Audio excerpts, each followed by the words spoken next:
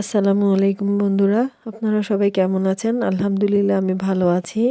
আজকে আমি কোনো রেসিপি নিয়ে আসিনি আপনাদের জন্য। তো আমি কিছু খাবার শেয়ার করেছি আপনাদের সাথে। এই ভিডিওটি যদি এতটুকু ভালো লেগে থাকে, আমার চ্যানেলটিকে সাবস্ক্রাইব করে আমার পাশে থাকবেন, লাইক কমেন্ট শেয়ার করে দেবেন। যারা অলরেডি সাবস্ক্রাইব করে আমার পাশে আছেন তাদেরকে অসংখ্য অসংখ্য ধন্যবাদ। এটি ছিল রুই মাছ ফ্রাই। তো মুগ পাকন পিঠা আপনারা অনেকেই বানাতে পারেন আমি জানি। তো আমিও বানিয়েছিলাম, কিন্তু এটির ভিডিও আমি করিনি, রেসিপিটি, যার জন্য আপনাদের সাথে শেয়ার করতে পারিনি।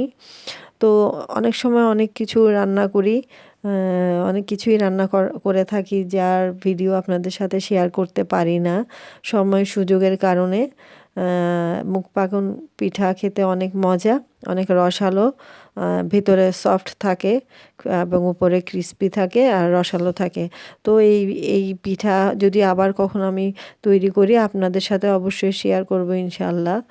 আর এরপর এই পিঠাগুলোকে আমি ভেজে নিয়েছিলাম এবং চিনি শিরায় দিয়ে দিয়েছিলাম। এটি দেখছেন প্রন ফ্রাই করেছিলাম আমি সবাই মিলে খাওয়ার জন্য।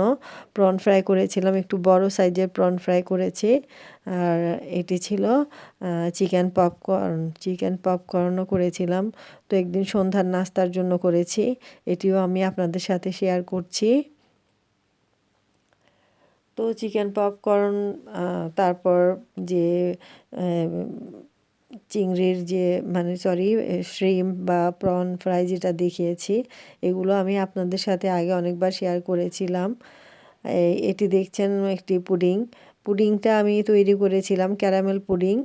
আর এখন যেটি দেখাচ্ছি সেটি হচ্ছে আমাদের চট্টগ্রামে যে মিষ্টি পাওয়া যায়, এটি মনসুর মিষ্টি।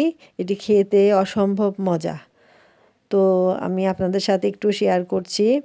আর এটি ছিল আমার চিতই পিঠা।